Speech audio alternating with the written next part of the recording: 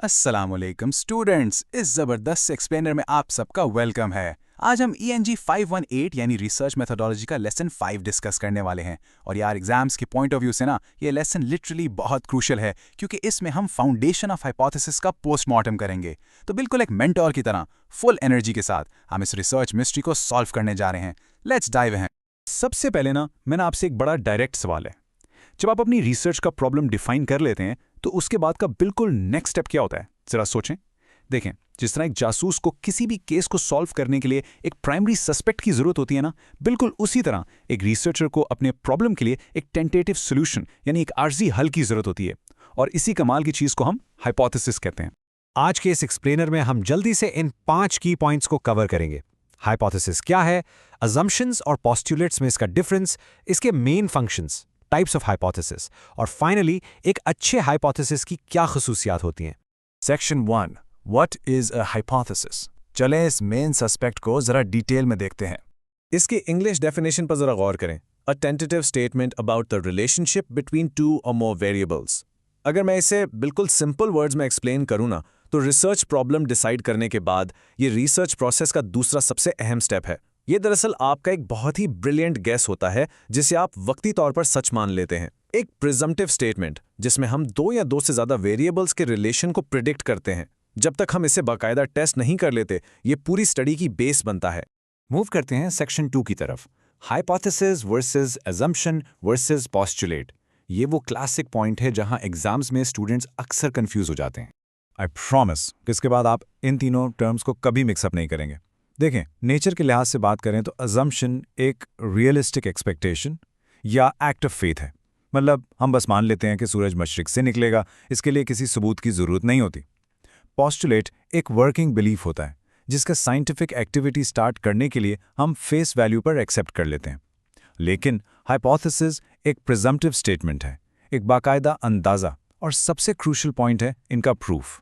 Hypothesis हमेशा subject to verification होता है, इसे टेस्ट करना लाजमी है। ये जो टेस्टेबिलिटी है ना, यही हाइपोथेसिस को बाकी दोनों से बिल्कुल अलग करती है। अब आते हैं सेक्शन 3 पर, इंपॉर्टेंस एंड फंक्शंस। आखिर हम इस आरजी स्टेटमेंट को बनाते ही क्यों हैं? आपके हैंडआउट्स में 2 बहुत ही जबरदस्त मेटाफर्स यूज किए गए हैं। हाइपोथेसिस को रिसर्चर की आंखें और एक रहनुमा रोशनी यानी गाइडिंग लाइट कहा गया है। अब सोचें, जिस तरह घप अंधेरे में रोशनी आपको रास्ता दिखाती है ना, बिल्कुल इसी तरह एक क्लियर हाइपोथेसिस आपके पूरे रिसर्च प्रोसेस को डायरेक्शन देता है। ये आपके रिसर्च गोल्स को इतना फोकस्ड और क्लियर कर देता है कि आप ट्रैक से हटते ही नहीं। अगर हम प्रैक्टिकली देखें तो इसके 4 मेन कोर फंक्शंस हैं। सबसे पहले, ये आपकी रिसर्च प्रॉब्लम का एक टेम्पररी सॉल्यूशन प्रोवाइड करता है।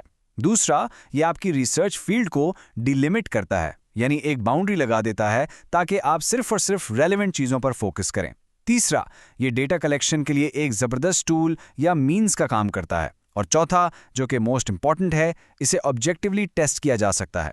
सिंपल वर्ड्स में, ये एक ऐसा फ्रेमवर्क है जो आपको कभी अपने टारगेट से भटकने नहीं देता। नेक्स्ट है हमारा सेक्शन 4, टाइप्स ऑफ हाइपोथेसिस। चले देखते हैं कि रिसर्चर के आर्सेनल में कौन कौन से वेपन्स होते हैं। हाइपोथेसिस की 2 बेसिक फाउंडेशन टाइप्स होती हैं, रिलेशनल और कॉजल। इसके अलावा भी कुछ कैटेगरीज हैं, जैसे कि डायरेक्शनल हाइपोथेसिस। ये वो होता है जो रिजल्ट की एक स्पेसिफिक डायरेक्शन बता देता है। डिक्लेरेटिव हाइपोथेसिस जो है वो एग्जिस्टिंग एविडेंस की बेस पर वेरिएबल्स के दरमियान रिलेशनशिप को एंटिसिपेट करता है। और ये जो क्वेश्चन हाइपोथेसिस है ना, ये एम्पेरिकल एविडेंस का सबसे सिंपलेस्ट लेवल है।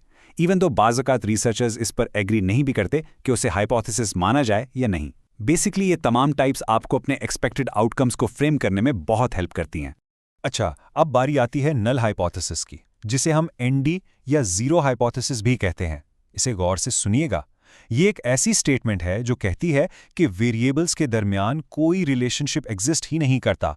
हम इसे जानबूझकर बनाते हैं ताकि अपनी रिसर्च से इसे गलत साबित कर सकें, लिटरली एक डेविल्स एडवोकेट की तरह। ये बहुत ही स्टैटिस्टिकल नेचर का होता है और एजुकेशन या साइकोलॉजी जैसी फील्ड्स में इसकी इंपॉर्टेंस बहुत ही ज़्यादा है, क्योंकि आमतौर पर हम इसी को रिजेक्ट करके अपनी रिसर्च की सिग्निफिकेंस को प्रूव करते हैं। एग्जाम्स के लिए ये पॉइंट तो लाजमी माइंड में रखिएगा। ओके, तो अब हम अपने इस एक्सप्लेनर के फाइनल सेक्शन पर आ गए हैं। एक अच्छे हाइपोथेसिस की क्या खुसूसियात होती हैं, इसे हम गोल्ड स्टैंडर्ड भी कहते हैं। ये रही हमारी गोल्ड स्टैंडर्ड चेकलिस्ट। अगर आपका हाइपोथेसिस वाकई एक अच्छा हाइपोथेसिस है ना, तो उसे इन 4 पॉइंट्स पर पूरा उतरना चाहिए। नंबर 1, इसका यूनिवर्सल लॉस के साथ कोई कॉन्फ्लिक्ट नहीं होना चाहिए। नंबर 2, ये जितना हो सके सिंपल फॉर्म में हो और इसकी वर्डिंग बिल्कुल क्लियर होनी चाहिए। नंबर 3, इसमें डिडक्टिव रीजनिंग की गुंजाइश हो और सबसे बढ़कर ये वेरीफाइबल हो, यानी इसे टेस्ट किया जा सके। और फाइनली नंबर 4, इसमें वेरिएबल्स का रोल बिल्कुल वाजे हो और जो सैंपल आप स्टडी करने जा रहे हैं ना, वो आपकी पहुंच में यानी अप्रोचेबल हो। ये क्राइटेरिया एक फ्लॉलेस रिसर्च डिजाइन के लिए मस्ट है यार। तो स्टूडेंट्स, लेसन 5 के सारे इंपॉर्टेंट पॉइंट्स हमने कवर कर लिए हैं। अब एंड पर मेरा आप सब के लिए एक जबरदस्त सा चैलेंज है। क्या आप अपने आप किसी भी रिसर्च प्रॉब्लम के लिए एक टेस्टेबल हाइपोथेसिस बना सकते हैं? अपने ब्रिलियंट गेसेस नीचे कमेंट्स सेक्शन में जरूर ड्रॉप करें। मुझे पूरी उम्मीद है कि इस एक्सप्लेनर से आपकी ENG 518 की तैयारी में बहुत हेल्प हुई होगी। इसे अपने क्लास फेलोज के साथ भी जरूर शेयर कीजिएगा। मिलते हैं नेक्स्ट सेशन में, तब तक के लिए happy researching and Allah Hafiz.